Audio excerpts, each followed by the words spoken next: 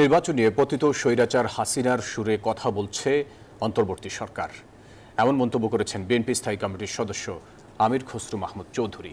অভিযোগ করেন, নির্বাচনের দিকে না গিয়ে সরকার অন্য কাজে বেশি মনোযোগী। এদিকে সময় মতো জাতীয় নির্বাচন না দিলে মাঠে নামার হুঁশিয়ারি দেন বিএনপি চেয়ারপারসনের উপদেষ্টা জয়নুল আবদিন ফারুক। জুলাই আগস্ট অভ্যুত্থানের পর দেশের রাজনীতির মাঠে তৈরি হয় নতুন মেরুকরণ আর সমীকরণ। এমন প্রেক্ষাপটে অন্তর্বর্তী সরকার দায়িত্ব নেওয়ার পর থেকেই প্রয়োজনীয় সংস্কার শেষে জাতীয় নির্বাচনের দাবি জানিয়ে আসছে বিএনপি নেতারা। রোববার জাতীয় প্রেস ক্লাবে আলোচনা সভায় অংশ নিয়ে বিএনপি নেতা জয়নুল আবদিন ফারুক অভিযোগ করেন, কাউকে বিশেষ সুবিধা দিতে সরকার নির্বাচন নিয়ে তালবাহানা করছে। আপনাকে ক্ষমতায় সরকারে বসানো হয়েছে এই দেশের মানুষকে একটি সুন্দর নির্বাচন উপহার দেওয়ার জন্য। কারো ইশারায় কাউকে আরো শক্তি জোগাড় করার জন্য একটা ব্যবস্থা করছে। আমরা চুপ করে থাকবো না, কারণ নির্বাচনের জন্য আমরা মাঠে নামবই যদি সময়। এদিকে সমসাময়িক ইস্যুতে গুলশানে গণমাধ্যমের সাথে কথা বলেন বিএনপির স্থায়ী কমিটির সদস্য আমির খসরু মাহমুদ চৌধুরী।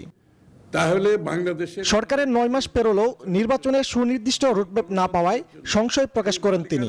বলেন, নির্বাচন বাদে অন্য বিষয়গুলোকে গুরুত্ব দিচ্ছে অন্তর্বর্তী সরকার। আমার কথা, যেই কাজটা তাদের করা দরকার সেটা সেই কাজটা করছে না কেন? তাদের যেটা করা দরকার, ইমিডিয়েটলি একটি নির্বাচনের রোডম্যাপ দিয়ে সেদিকে যাওয়া, সেদিকে তাদের সময়টা দেওয়া উচিত, তাদের সবকিছু সেখানে ফোকাস থাকা উচিত। সেটা বাদে আর সবকিছু করতেছে। নির্বাচনে বিলম্ব হলে সংকট বাড়বে উল্লেখ করে বিএনপির নীতি নির্ধারণী ফোরামের এই সদস্য বলেন, সরকারের সদিচ্ছা থাকলে ডিসেম্বরের আগে সম্ভব জাতীয় নির্বাচন। শেখ হাসিনার মতো আমরা ভালো কাজ করতেছি, সুতরাং নির্বাচনের দরকার নাই, এই অধিকারের দরকার নাই, সেই অধিকারের দরকার নাই।